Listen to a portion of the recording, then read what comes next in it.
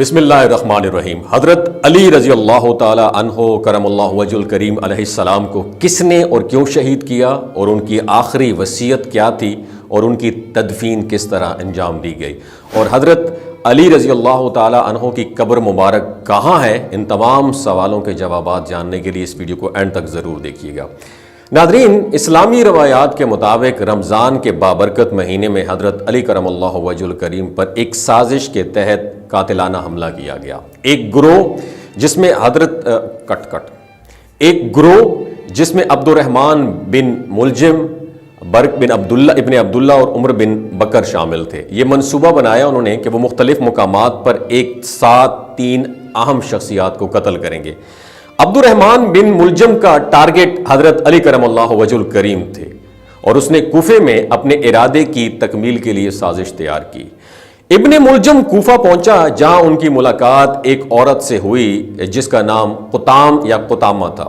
اس کے گھر کے کئی افراد جنگ نہروان میں مارے جا چکے تھے، اور وہ حضرت علی رضی اللہ تعالیٰ عنہ سے شدید نفرت رکھتی تھی۔ ابن ملجم نے اس سے شادی کی خواہش ظاہر کی، تو اس نے نکاح کے لیے 3 کنڈیشنز رکھی۔ ایک بہت بڑی رقم، دوسری کنڈیشن ایک غلام یا کنیز، اور حضرت علی کرم اللہ وجہ الکریم کا قتل۔ پہلے تو ابن ملجم اس شرط سے ہچکچایا، لیکن بعد میں قطام اور اس کے ساتھیوں کی ترغیب سے اس نے اپنا ارادہ مضبوط کر لیا۔ 19 رمضان کی رات ابن ملجم اور اس کے ساتھی مسجد کے قریب ایک خیمے میں جمع ہوئے اور حملے کی تیاری کی۔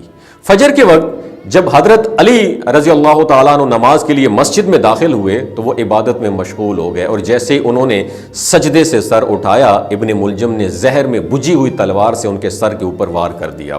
خون بہنے لگا، اور حضرت علی کرم اللہ وجہ الکریم کے لبوں سے یہ الفاظ نکلے کہ ہم اسی زمین سے پیدا کیے گئے اور اسی میں واپس جائیں گے، اور پھر دوبارہ اسی سے اٹھائے جائیں گے۔ جبریل علیہ السلام کی صدا آسمان سے بلند ہوئی کہ ہدایت کا ستون گر گیا، تقویٰ کا چراغ بجھ گیا، اور نبی کریم صلی اللہ علیہ وسلم کے چچیرے بھائی کو شہید کر دیا گیا۔ حملے کے بعد قاتل فرار ہونے کی کوشش میں تھا، مگر ایک شخص نے اسے پکڑ کر حضرت علی کرم اللہ وجہ الکریم کے سامنے پیش کر دیا گیا۔ جب قاتل کو لایا گیا تو حضرت علی کرم اللہ وجہ الکریم نے فرمایا کہ اگر میں زندہ رہا تو خود فیصلہ کروں گا، اور اگر انتقال کر گیا تو میرے قاتل سے بدلہ لیا جائے، اور چاہے تو آپ معاف بھی کر سکتے ہیں۔ حضرت علی رضی اللہ تعالیٰ عنہ کو زخمی حالت میں ان کے گھر لے جایا گیا۔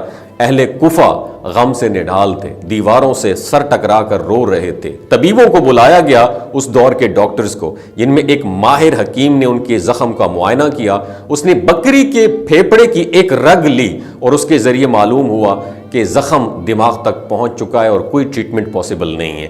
اپنی شہادت سے قبل حضرت علی کرم اللہ وجہ الکریم نے امام حسن اور امام حسین علیہ السلام کو وصیت کی کہ جب میں دنیا سے رخصت ہو جاؤں تو مجھے تابوت میں رکھ کر باہر لے جانا۔ تابوت کے ایک جانب کو تم خود اٹھاؤ گے تم لوگ، اور دوسری جانب وہ خود بخود بلند ہو جائے گا۔ مجھے ایک مخصوص جگہ لے کر جانا، جہاں سفید پتھر دیکھو گے وہیں دفن کر دینا۔ اور 21 رمضان کی رات حضرت علی کرم اللہ وجہ الکریم اس دنیا سے رخصت ہو گئے۔ حضرت امام حسن اور امام حسین علیہ السلام نے انہیں غسل دیا اور 3 کپڑوں میں کفن دیا۔ جنازے کی نماز امام حسن علیہ السلام نے 9 تکبیروں کے ساتھ پڑھائی۔ صرف چند امام تقریباً قریبی افراد تھے، جس میں امام حسن، امام حسین، عبداللہ بن جعفر اور محمد بن حنیفہ اس میں شامل تھے۔ جنازے میں یہ سب لوگ شریک ہوئے، اور رات کے اندھیرے میں ان کا جنازہ نجف لے جایا